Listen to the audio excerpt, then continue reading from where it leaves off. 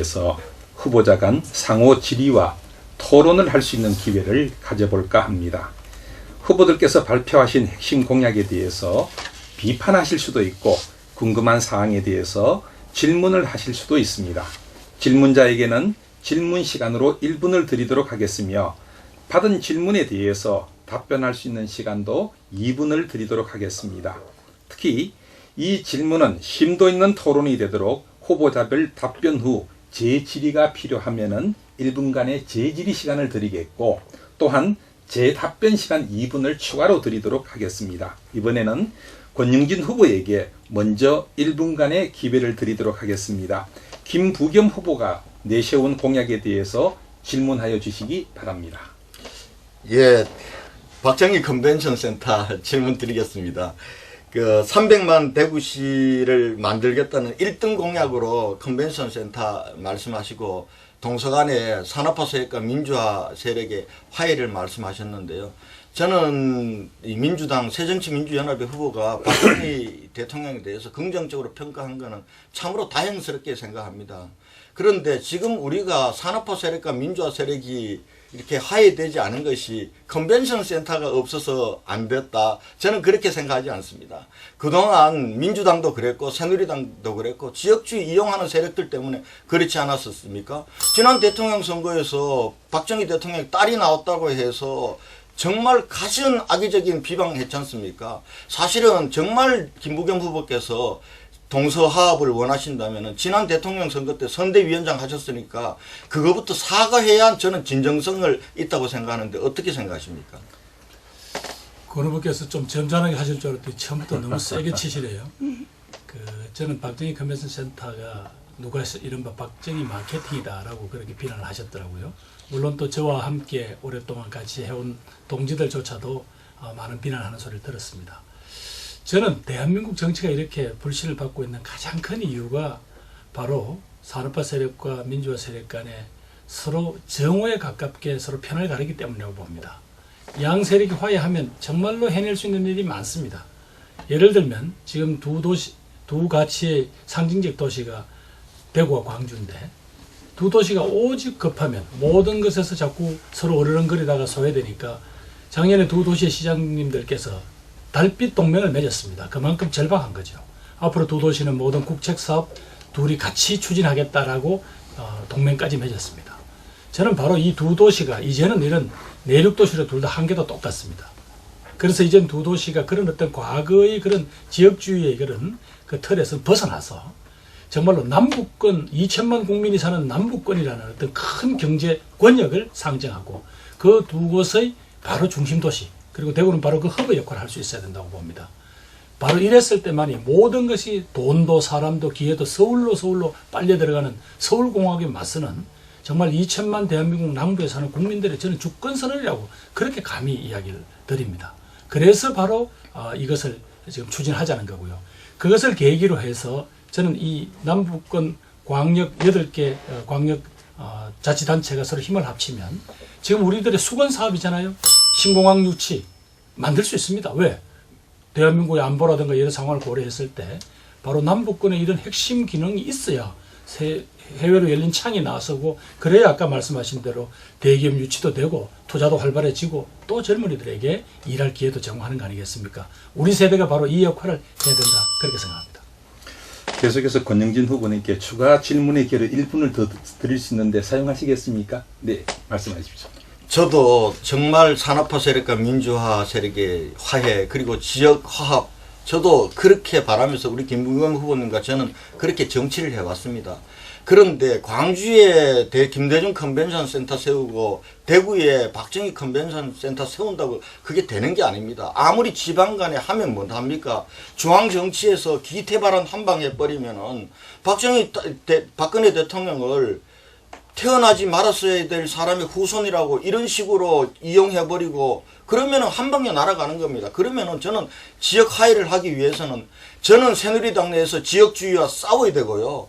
그 다음에 김부겸 후보는 민주당 내에서 지역주의 세력과 싸우고 맞짱 뜨고 그래서 깨지더라도 그걸 하지 않고 컨벤션 센터 하나 만든다고 저는 민주화 세력과 산업화 세력 화해된다는 건 너무 좀 이러고는 선거를 앞두고 하는 얘기지 그걸 진정성 있게 받아들이기가 저는 참 어렵다 생각이 듭니다.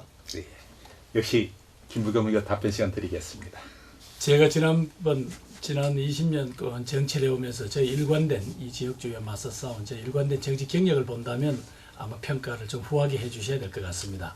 저는 삼김 정치에 맞서 싸웠고 또 김대중 총재가 당을 깰 때도 따라가지 않았습니다. 그 이후에 저희 소신을 지키기 위해서 많은 어려운 길을 걸어왔지만 그러면서도 불구하고 이 정치를 가로막고 있는 바로 이 편가르기, 이 정치 세력, 그리고 아까 말씀드린 귀태라고 그렇게 못된 발언을 하는 자들과 맞서 싸우면서 정치를 해왔습니다. 바로 거기서 제 관심이 있고요. 어떻게 컨벤션센터 하나 짓는다고 그게 금방 동서화해와 지역주의 무너지는 것으로 가겠습니까? 그러나 문제는 서로 다른 것에 대해서 인정하고 서로 공존할 수 있는 어떤 그런 지혜를 배워야 되는데 저는 바로 박 대통령에 대한 자부심이란 가치를 이렇게 가슴에 묻어둘 것이 아니라 드러내서 바로 토론하고 거기서 즐기고 또 거기서 많은 다른 생활상 공유를 하고 또 그리고 광주 김대중 컨벤션 센터와 박정희 컨벤션 센터 간에 서로 다양한 문화와 자부심을 서로 이렇게 교류하는 이런 계기가 있어야 된다는 겁니다. 지금 서울 상암 지역에 박 대통령 기념관이 있습니다. 그런데 기념관이 있는 것을 아는 국민들이 얼마 안 될 만큼 이 역사적인 어떤 유산에 대해서는 곤란합니다. 바로 이래 살아있는 생생한 가치를 가지고 와서 바로 우리가 그것을 가지고 국민들에게 정말로 호소할 때 특히 대구와 광주가 중심이 돼서 이 영원함의 지역주의를 넘어서자고 할 때 저는 화해와 상생, 산업화와 민주화의 화해가 이루어지고 그런 에너지가 있어야만 아까 말씀드린 대로 두 도시가 갖는 어려움 극복되고요. 최근 박근혜 대통령이 이야기한 통일 대박론이 되려면 바로 여기 내에서 저도 이런 정도 국민 통합이라는 에너지가 나와야 이게 통일로 가는 어떤 밑거름이 될 거고 바로 대구는 그런 역사적인 물꼬를 타는 늘 자부심과 그 능력이 있지 않습니까? 저는 바로 그 첫 단추로 이 박정희 컨벤션 센터를 주장한 겁니다. 네, 다음에는 권영진 후보의 핵심 공약에 대해서 김부겸 후보께서 질의하는 기회를 드리도록 하겠습니다. 1분을 드리겠습니다. 예, 권 후보께서 공약하신 서민경제를 위한 꼼꼼한 공약에 대해서 역시 높은 평가를 드리고 점수를 드리고 싶습니다. 다만 한 가지, 권 후보께서는 과거 서울시에 계실 때 오세훈 시장님과 함께 뉴타운 계획 또 세빛둔둔섬 등 이런 일종의 개발 공약, 토건 공약 쪽에 여러 가지 좀 관심이 기울이셨던 걸로 알고 있습니다. 물론 그런 경험 탓이긴 하겠습니다만은 이 도시계획을 전면 재조정할 만큼 우리들의 도시계획이 지지부진하고 거기 피해자가 많다는 건 저도 동의를 합니다. 그러나 그렇다고 해서 지금 200개가 넘는 이런 도시 재개발 재건축 지역 자체가 사업이 지지부진한 것은 바로 어찌 보면 여러 가지 제도 탓이기도 하지만 이 수요가 없거든요. 아파트에 들어갈 수요가 없는데 그런 어떤 도심의 어떤 도시계획구역 재조정이라든가 이런 것만을 통해서 도시계획을 재조정함으로써 이게 가능하겠습니까? 여기 입장을 밝혀주시면 감사하겠습니다. 예, 김부겸 후보께서 300만 대구 시대를 열겠다고 했는데 사실은 300만 대구 시대는 구호로서 오지 않습니다. 지금 우리는요, 이 상업시설 그리고 녹지, 교통 그리고 앞으로 미래형의 이 우리 대구의 청사진을 그려야 될 부분들이 굉장히 혼재해서 복잡게 되어 있습니다. 그리고 이 과정에서 제가 고등학교 다닐 시절에 정말 신암동 같은 경우는 지금 가보면요, 거기 훨씬 더 낙후되어 있습니다. 제가 가서 똥쟁이 할머니란 분을 만났습니다. 아마 김부겸 후보 만나보셨는지 모르겠는데요. 뉴타운 지정돼 가지고 지금 세월이 가면서 사람들은 떠나가고 공동변소 화장실 쓰는데 40가구 쓰던 게 지금 13가구로 줄었습니다. 아무도 이 관리비도 대주지 않습니다. 그 할머니가 1,300원씩 받아가지고 한 달에 13,000원 가지고 그렇게 화장실 관리하는 그런 열악한 동입니다. 지금 김부겸 후보께서 지금 사무실 냈던 서구도요, 평릉 뉴타운이 있습니다. 얼마나 열악합니까? 이런 걸 그대로 놔두고 이걸 과연 시장하겠다. 나는 이거 죄 짓는 거라고 보는 겁니다. 이런 지역은 용도구역 그리고 용도지구 다시 설정하고 용적률 인센티브를 줘서요. 빨리 주민들이 쾌적한 주거 환경으로 갈 수 있도록 만들어줘야 되죠. 그리고 주민들에게 맡겨서 안 될 경우에는 저는 대구시가 나서서 이를테면 공공인프라와 관련해서는 이 부분과 관련해서는 재정투자도 해서 정말 지역에 어려운 데고 낙후된 데는 계속 어렵게 살도록 만들고 잘 나가는 데는 계속 나 도시의 이 불균형을 계속 유지하자. 저는 이거는 시장으로 살 일이 못 된다고 생각하기 때문에 저는 전면적으로 도시계획 혁신해서 인구 300만 시대의 미래도 준비하면서 정말 어렵고 낙후지역 주거환경 개선 사업 속도감 있게 해결해 줘야 된다고 봅니다. 계속해서 추가 질문을 할 수 있는 기회가 있습니다. 하시겠습니까? 네. 네, 하겠습니다. 예, 대구시의 발전 과정에서 여러 가지 난맥상이 발생되고 그 사이에 여러 가지 도시 불균형 성장 때문에 여러 가지 고통을 받고 있는 그 주민들의 긴급한 민원, 좀 더 나은 주거 환경과 생활 환경을 갖지 않은 그 주민들의 고민을 풀어주자는 권 후보의 어떤 취지에는 절대로 동감합니다.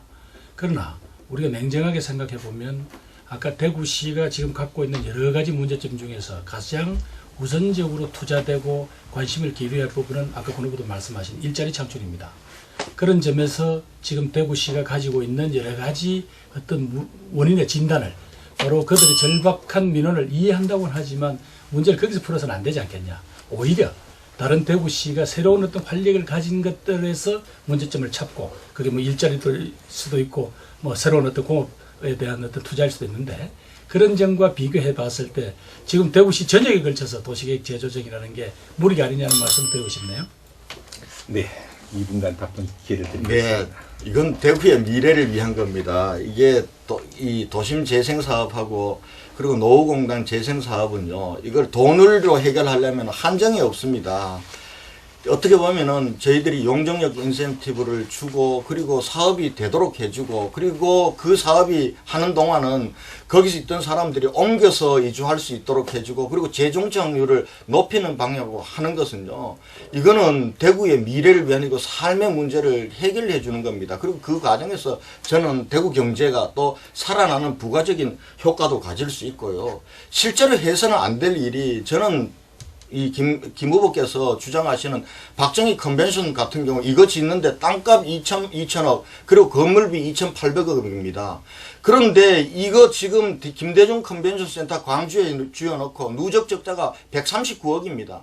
지금 엑스코 하나 있는 것도 우리가 수요가 없어서요. 1년에 30억씩 적자가 나고 있습니다. 이 대구 경제의 현실을 보면은 박정희 컨벤션 센터는 참 너무 안일한 그런 생각입니다. 저는 오히려 그 돈이 있으면은 오히려 우리 대구의 창조적 혁신 인력 10,000명 키워내는데요. 4년 동안 1,000억에서 1,500억이면 됩니다. 그렇게 해서 우리 아이들은 왜 우리 중소기업에 안 가려고 하느냐 하면은 너무 인건비가 작다는 거예요. 실제로 우리가 울산에 비해서는 연봉으로 1,500만 원, 수도권에 비해서는 1,000만 원이 적습니다. 그런데 우리 기업들은 지금 혁신 인력들, 좋은 인력들 구하려고 하니까 그들이 원하는 인건비를 맞춰줄 수가 없으니까 기업은 기업대로 좋은 사람 못 구하고 우리 대구 아이들은 우리 기업에 못 가는 겁니다.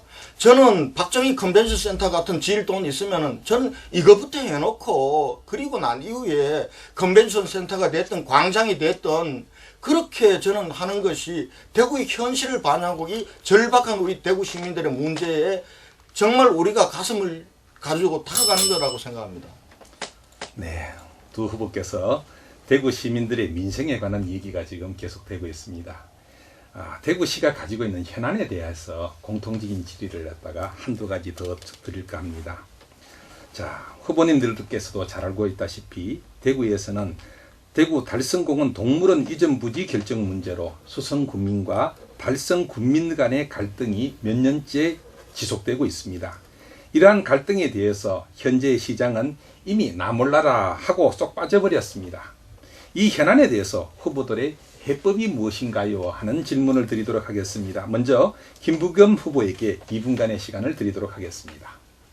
예, 이 문제는 제 지역구에 있던 이 수성갑구의 주민들이 지금 가장 강렬히 원하는 사항입니다. 오랫동안 동물원 이전 부지라고 우리 수성구에다가 이걸 설정을 해놓고 있다가 이제 와서 갑자기 계획을 변경한다고 하니까 주민들은 상당히 이제 분노하고 있습니다. 그러나 어떤 달성공원 동물원이라는 게 그 자체로서는 여러 가지 한계가 있기 때문에 아마 수익성 있는 민자 사업자를 찾고 있는 것으로 알고 있습니다. 따라서 이 새로운 어떤 부지를 설정하는 것이 지금 중요한 게 아니라 이것을 새로운 사업으로 키울 수 있는 역량 있는 사업자가 오느냐 안 오느냐 하는 게 지금 아마 가장 쟁점이 되고 있는 것 같습니다. 저는 아마 그런 고민 끝에 현 시장님 팀도 결국 결정을 못하고 자꾸 밀어버리고 사실 지역 간 갈등 요인만 지금 남긴 채 간 데 대해서는 정말 좀 답답하다고 생각합니다.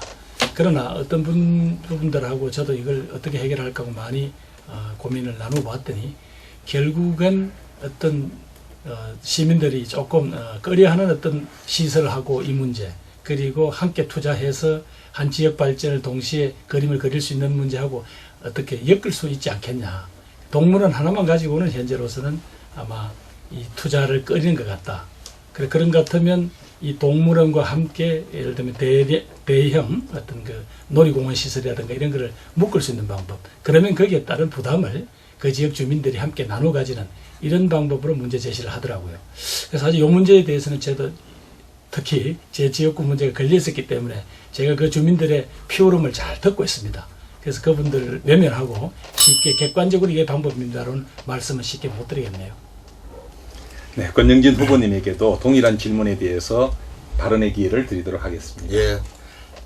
달성 토성 보건 문제는 대구의 미래를 위한 문제이고 지금 김부겸 후보나 제가 다 공약한 것이기 때문에 달성 복원을 하려면 달성 토성을 복원하려면은 현재 동물원을 이전하는 게 맞습니다. 그러다 보니까 이제 수성구로 보낸다고 했다가 또 이 강원 교도소 이 맞물려서 또 지금 달성에서는 그쪽으로 해달라 해서 이게 지역 간의 갈등 현상으로 빚어졌거든요.